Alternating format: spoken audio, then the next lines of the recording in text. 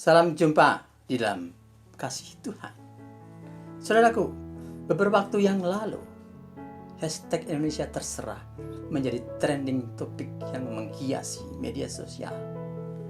Hashtag ini muncul dari kalangan masyarakat, terutama di sebagian kalangan tenaga medis yang merasa kesal dan putus asa dengan banyaknya masyarakat yang masih belum sadar akan bahaya virus corona.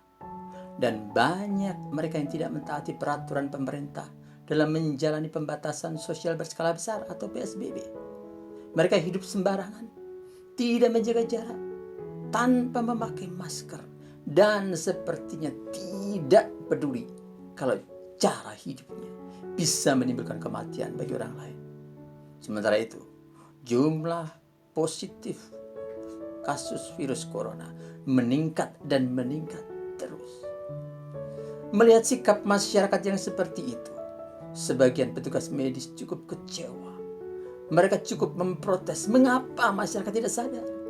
Mereka putus asa. Mereka bertanya mengapa mereka tidak melihat tim medis yang berjuang mati-matian dengan fasilitas rumah sakit yang terbatas waktu itu. Dan alat pelindung diri juga sangat terbatas.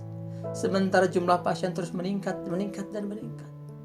Dapat dibayangkan bagaimana perasaan mereka setiap hari dibungkus rapat dengan alat pelindung diri yang tidak mengenakan. Amarah mereka tak terbendung, mereka kecewa dan putus asa terhadap sikap masyarakat yang ada.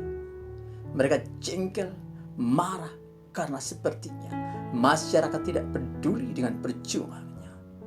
Mereka tidak peduli dengan perjuangan para tim medis ini. Masyarakat tidak pernah berpikir kalau petugas medis adalah manusia yang juga memiliki kekhawatiran. Bagaimana kalau dirinya tertular? Bagaimana kalau suami dan istri dan keluarga mereka tertular? Hal inilah yang membuat mereka mengeluarkan hashtag Indonesia Terserah. Dari kisah ini, kita diingatkan akan perjuangan Tuhan Yesus di kayu salib yang begitu luar biasa. Bagaimana dia berjuang begitu luar biasa untuk menebus dosa manusia.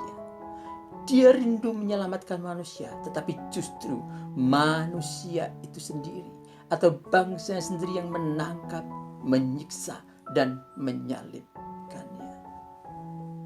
Roma 5:8 berkata, akan tetapi Allah menunjukkan kasih-Nya kepada kita karena Kristus telah mati untuk kita ketika kita masih berdosa.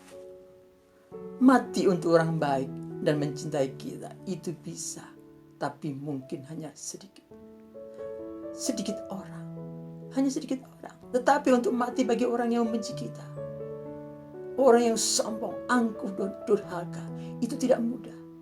Tapi semuanya itu Yesus lakukan untuk kita dengan tulus dan menyelesaikannya dengan sempurna. Hingga ia mati tapi bangkit pada hari yang ketiga untuk memberikan kemenangan bagi siapa yang percaya kepadanya. Puji Tuhan. Apa jadinya kalau ia putus asa? Sudah pasti kita semua tidak akan mengalami hidup yang kekal. Tetapi sebaliknya, kita akan menikmati kematian yang kekal.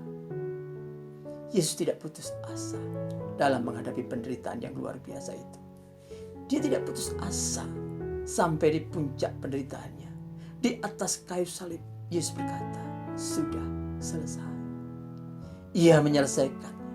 Ia sudah menyelesaikan karya penebusan yang luar biasa itu dengan sempurna. Ia memikul kelemahan kita dan menanggung penyakit kita. Matius 8:17. Sehingga kita bisa berkata dalam Filipi 4:14, segala perkara dapat kutanggung di dalam Dia yang memberikan kekuatan kepada. Apakah kita hari ini putus asa?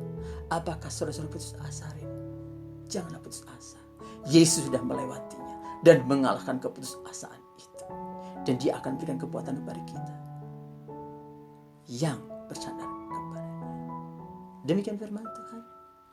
Kiranya Tuhan yang akan menguatkan kita. Sekali lagi, rajin cuci tangan dan pakai masker bila kita keluar, dan jangan lupa jaga jarak. Kiranya Tuhan Yesus memberkati. Amin.